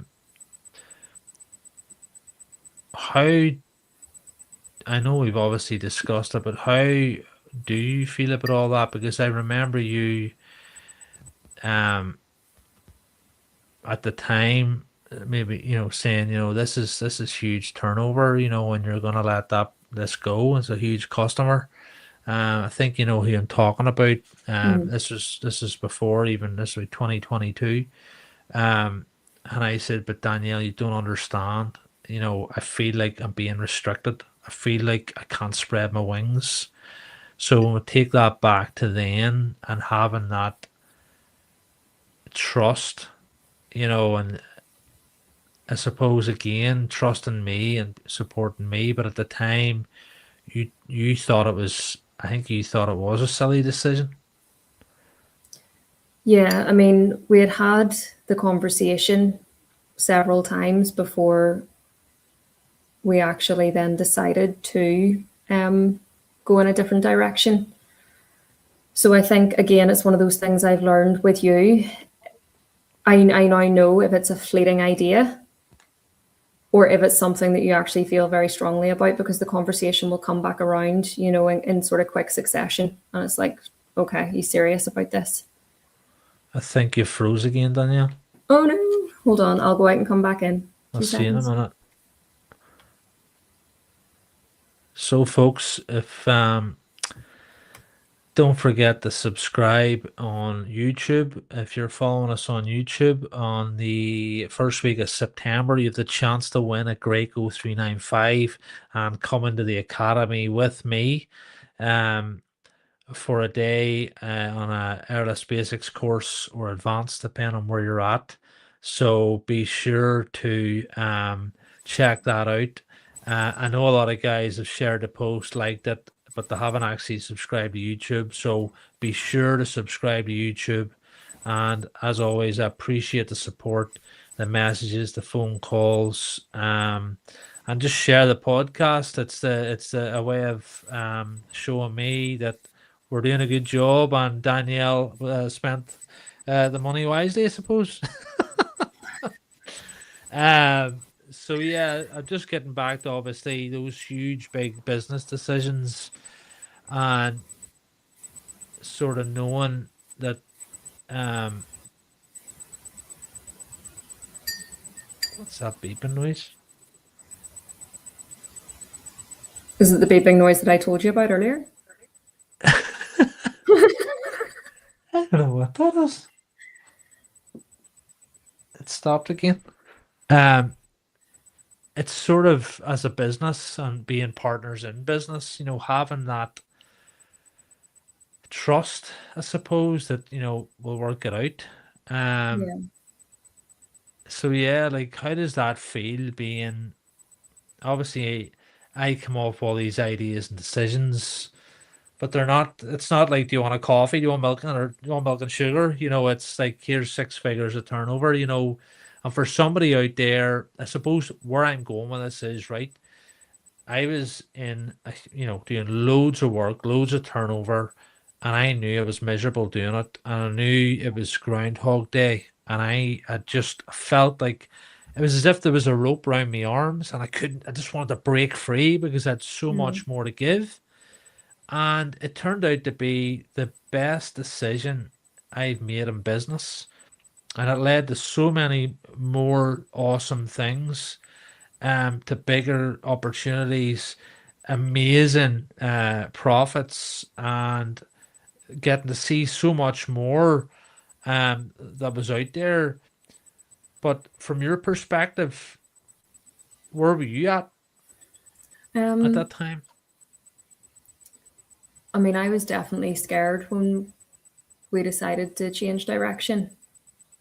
The work that we had, it was secure, it was constant, it was bringing in turnover, not necessarily profit, obviously. And I could see, I just, yeah, I felt that you weren't happy. So, as much as I wanted the security of it, I sort of had to put that to one side a little bit and go, nah, he's not happy here. We're going to need to change something. And like we had been through bigger and scarier changes before. Um, so I think it was just like we've handled everything so far. We've always come out the other side. We will figure this out. And again, just a little bit of a leap of faith, I suppose. And having a little bit of a contingency plan as well. Okay, well, we're going to try this. And if not, we'll try this. And just knowing that we have options kind of thing. Yeah, But it's definitely scary. I don't think any big business decision, it doesn't come without a little bit of a fear element. yeah.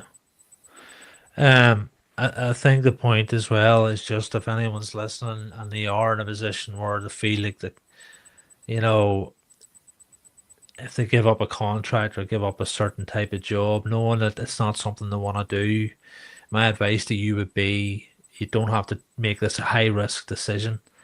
You know, get the feelers out, get to know other, put yourself out there, meet others, um, tender for contracts, meet builders, you know, start looking at work, and you'll soon realize that sometimes the hardest decisions are the best decisions, and it's just sort of more take your time with it, go slow, and just make sure again that you've discussed it with your partner, your wife. Make sure that you're, weighing up where this could lead to. I see guys booked up for a year. Even recently, painters all over social media booked up for a year and a half. And I think to myself, that was me way back, a 10, 12 man team. and just make sure, by you're not digging yourself into a trench and a hole. And I mean that from a place of fucking love, because you know yourself, no one knows what's ahead, and make sure you're taking on, committing yourself to a huge contract that's going to have you tied in, and the implications, or something happens down the road, God forbid, or, just make sure everything is in place, the contingency, the preparedness. Yeah. And it's great to be busy. We're in a great time in the industry that there's so much work, there's so much opportunity, and to not feel that scarcity or feel like you need to be booking absolutely everything in. And that comes from, again, a place of, we have an abundance, and looking out for yourself and your business at all Yeah. costs. And diversifying as well. Like just because you've always done one particular type of work or done things one particular way, you know, diversify a little bit, figure out what aspect of the trade you actually enjoy the most. Like I know for Yeah. you, you're never as happy as when you've been wallpapering. Whereas there's, I can think of nothing worse. But you absolutely love it. And spraying and everything as well. So it's figuring out what aspect, like that's kind of the beauty of this trade, is that there's so many different avenues that you can go down. So figuring out what it is that you actually really enjoy doing, and you'll not go wrong that way. If you don't have the skill set at the minute, train, learn what it is that you want to try, what you might want to diversify in, and go from there. Change always comes with that fear element, like I said, but you got to go for it. You can't sit back on your laurels and just wonder. No pain, no gain. Yeah, In 100%. terms of then we're now sort of in a great place, and with that comes the opportunity for, you can take control, you can do things your way.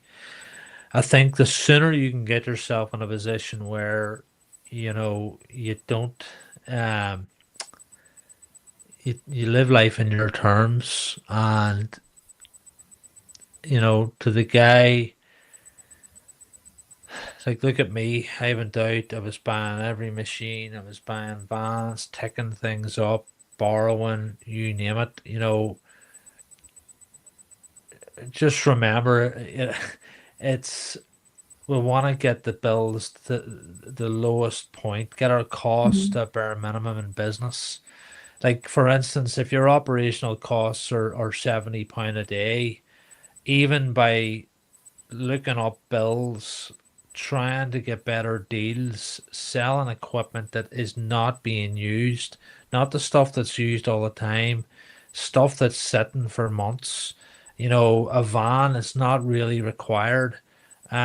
Maybe some dead wood within the team. Even just getting your operational cost down by 30 quid a day could be, 5, 6 thousand a year. And what is that? That could be a tin of paint. A Just tin of waste paint. alone, or not taking proper stock, not organization. Poor organization essentially is going to lose you money. A tin of paint a day. Uh, Let me see. Like, people talk about buying packets of brushes and throwing them away. Oh, why? You've got, you know, spending £20 in the shop every single day is what, 5 grand. Don't Um, we know it, G? yeah, well, I've touched on that. I touched on that on many occasions. 6,800 quid, and sitting down going, what an asshole. We hadn't been on holiday in 9 years, and there you go. Like, every year, you're blowing an absolute fortune on coffees, on, energy drinks and shite, and telling yourself, but you're busy and you don't have time to make that, but yet you can't take your family on a holiday. And it's those wee habits that are actually costing you. You often hear about, I'm on £250 a day, and I talked about it last night on the Decorators Day podcast. to truly earn £250 a day, you'd need to be charging anything from 480 to 500 quid a day. That's the reality. So when people are throwing out that they're earning £250 a day in their hand, you would need to be charging the guts of, off the top of my head, maybe 480, 500 quid a day.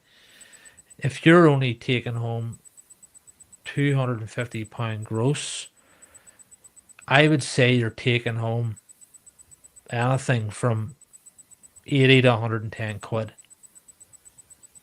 Then divide that up into your hourly rate. That's the importance of numbers. Yeah. That's the importance of knowing your true costs. And I bang on about it because I was that dick that didn't know, and coming home to Danielle saying, why are we not making money? Why are we broke? Why are we this? You know, it's just honesty, I suppose, and ownership. And it's not about, oh, I earn this, I earn that. It's irrelevant what anyone else is earning and making.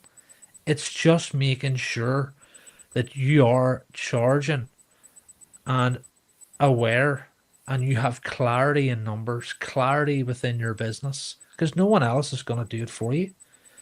You know, and it took me to get that clarity to realize that, you know, I was acting like an absolute fool. But unfortunately, I was unaware. I didn't know any better. And you know, and once you do, it's just like a breath of fresh air, because you can then say, all right, this is what I need to do now. And you start with the holes in the bucket. Where are you losing money? And it's really easy to work out.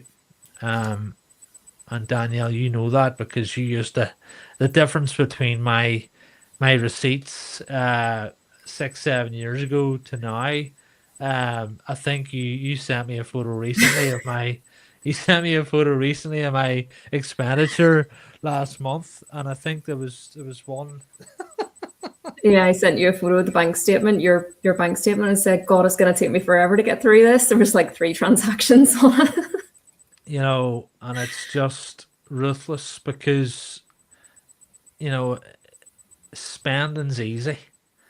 And it's easy to look rich, as you know. It's hard to be wealthy. It's boring, and utilizing your money and what we earn and what we make, we work hard for, and it's putting that money to work, because it can work 24/7. We can only work so much, you know. And Yeah, I it's mean, about it's all relative as well. There's nothing wrong with spending money. absolutely That's not. There's nothing wrong with spending money. However, you need to do it within your means. You need to make sure that you're not going into debt for these things. You need to make sure that your fixed costs are at an absolute minimum, and then enjoy your money. Why not? Yeah. You know, it's irrelevant as well what somebody else earns That's right. completely, because you could have really minimal fixed costs. You could be essentially bringing home, say, 100, 150 quid a day, but you're actually keeping 90% of it. That's right. Whereas someone else could be earning 500 a day, Yeah. and 90% goes straight out the door because they've got payments and debts and everything else. So it's completely irrelevant what anyone else charges. You need to know your own numbers and not worry about anybody else's. Absolutely. So now we're where we're at, and I have moved to working on my own for the first time in 13 years. Sorry, correction. Me and you working together. Again, 13 years on, married 2013. I love that number, lucky number. So in 13 years, I am back working solely for myself. And what's your thoughts on all that and the direction that we are taking the business in, and um, you know, the ever evolving Paintworks? I mean, I think we only could have done this having gone through everything we've been through. if we hadn't got a proper grasp on finances, if we hadn't mastered the power of saying no to certain things, if we hadn't learned all these lessons, then this would have been a really stupid decision, if I'm honest. Yeah. So it took us to go through all of that to then actually say, do you know what? I think this could be great. And so far, so good. Like, yeah, it's that freedom thing that we talked about. It's knowing that it's okay to take a day off. You know, Yeah. it's knowing that you can take Jules to swimming or take Jenna to school, or, you know, it's also allowing you that time to work on your other passions in the background as well, without it taking away from family time. With, you know, you're able to go to work, do your job, and you're not having to split your focus in 10 different ways. You can focus on one thing at a time. So if that's work, then it's work. If it's family, it's family. If it's hobbies, it's hobbies. You're not constantly spreading yourself too thin, which means it's a knock-on effect, which means that I don't have to. I can also focus on one thing at a time. Yeah. So right now it's been a good decision, but it's only a good decision because we've worked our way to this point. And doing it together. Yeah. And in terms of the academy side of things, and obviously I'm moving into the direction of, with you, we're going to be implementing much more time into the academy, as long as servicing our current customer, or all our customers. But that's Paintworks NI is naturally running away and working away and operating. But in terms of the academy and what we're going to be introducing in the coming weeks, which is that sort of being more direct with companies, with painters and decorators, helping them upskill their teams, working with them to overcome pain points, and just helping those that are in a position and want to be working alongside and partnering up with us, whether it be on a business side, whether it be on practical, and building that community up of people that want to work alongside us. And you know, I've talked about recently about healthy, happy, profitable painters, and that's very much something that I'm going to be pushing. How, you know, in the next coming weeks when we start launching this, is it something you're excited about? Is it something that you're going to be looking forward to now, not just working with which was once our own sort of within our own businesses, but working with other businesses? I know we're already doing it, but are you excited about it? Yeah. Do you I mean, I think it's kind of, for me, it's coming full circle. You know, started in hospitality and working really closely with people. Yeah. And I've spent now a very long time essentially working by myself. Yes, dealing with clients every day, dealing with team members, but now actually being able to get actively involved again, and you know, client facing, I suppose. I'm really looking forward to that aspect of it.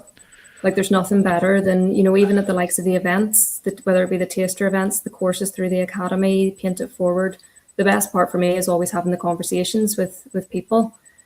So yeah, actually getting involved with other painters, painting contractors, their businesses, and having those important conversations. Yeah, I'm excited for that aspect of it. And obviously there'll be much more coming out in the coming weeks, and we're super excited about it. We've been working very hard behind the scenes. We're already doing it, you know, through the Paintworks Academy. I'm trying to be more creative in how I can help painters, because I've listened to the attendees. I've listened to their needs. I've listened to them say, you know what, I would love to have had this actually on my own jobs within the business. I've had groups of teams coming up from all over Ireland, and listen to them saying, I wish you could, it'd be great if you could come down to the site and train us in how to spray woodwork and actively on site and train the team up. I'm having these conversations, same with commercial painting and same with, where's the holes in the buckets, and it's being able to say, do you know what? Um, I could do with some help. And I'm trying to pull down those barriers and the stigma behind that. I was that guy who needed help. I was that guy who was stuck. I was that guy who got himself into a fucking massive hole. And only for having an amazing wife and rock and someone who supported me to get myself out of that hole.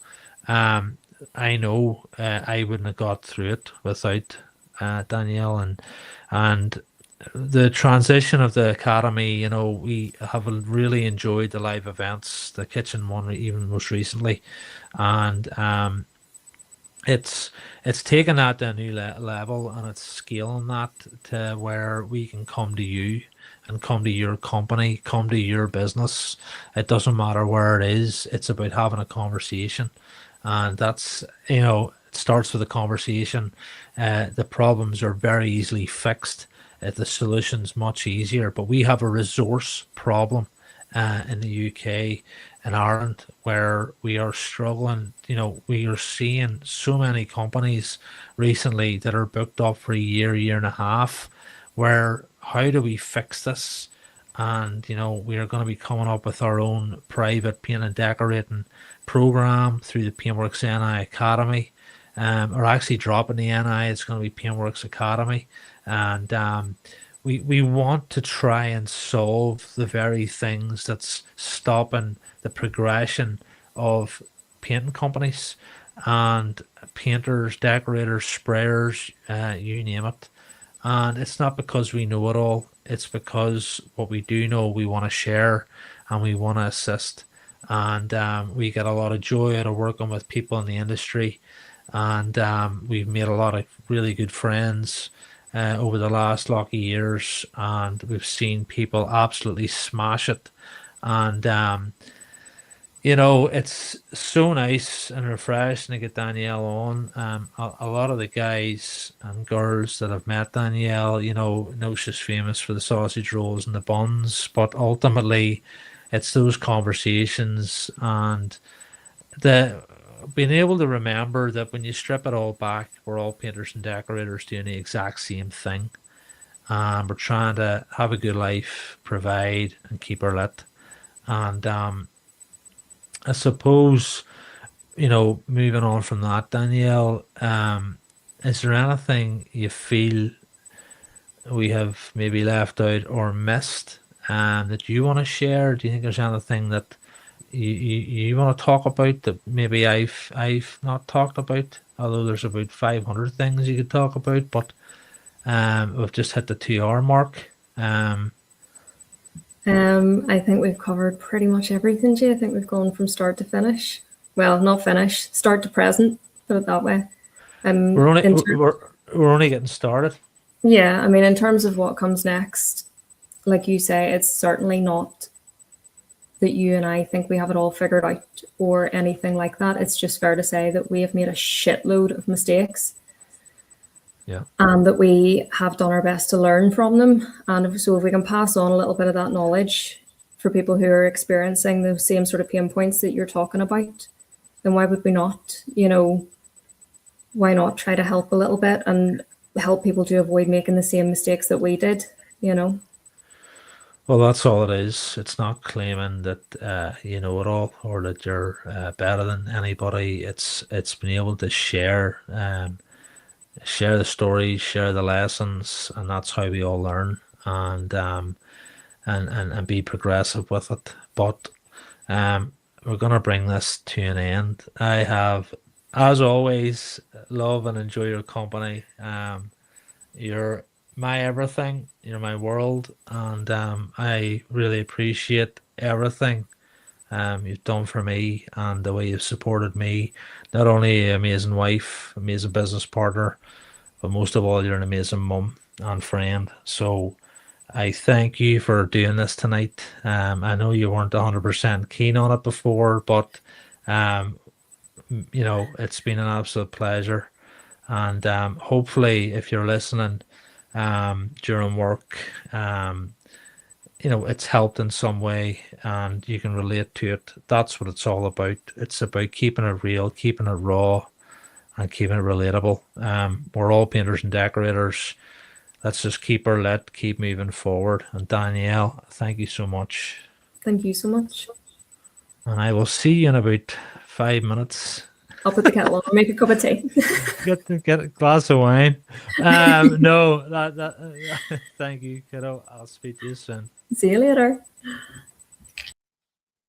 Boom. Okay, folks, that was Danielle, my wife, legend. What can I say? I don't know if there was some real weird sounds going on. I'm half deaf, to be quite honest with you, and that's not a lie.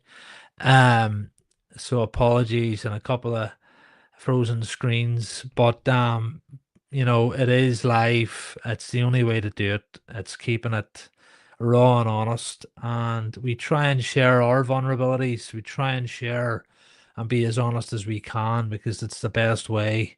And the more we do share these things, the more we can maybe encourage others to keep moving forward, or to know that they're not doing as bad, or that bad day they're having is gonna pass.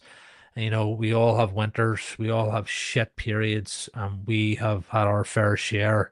And at the end of the day, we just keep the heads up and keep moving forward. And if you do, lift the phone, send a message, and you're not you're not alone. And like I said, we're coming into Friday, the end of another week. This year is flying in. We are on episode 28. Like, what's going on? So I hope everybody's smoking it. I hope everyone's doing well. And I will see you on the next one. Again, as always, thank you for the support. Thank you for tuning in every week. Thanks for the comments. It's our busiest time of year, and the support means the world to me. It really does. I love this. As you all know, I love talking. I love this industry. I've been up for an award for Mentor of the Year with the GFA Awards. I've also been nominated for Northern Ireland Decorator of the Year. I think it's fucking awesome that Northern Ireland and Ireland's being recognised in any awards, and it's seriously important to me. And to be able to represent along with fellow friends, that's what they are, is a pleasure, and I look forward to a great night with everybody. So have a nice rest of your evening, a wee bit later tonight, and I'll see you in the next one. Boom.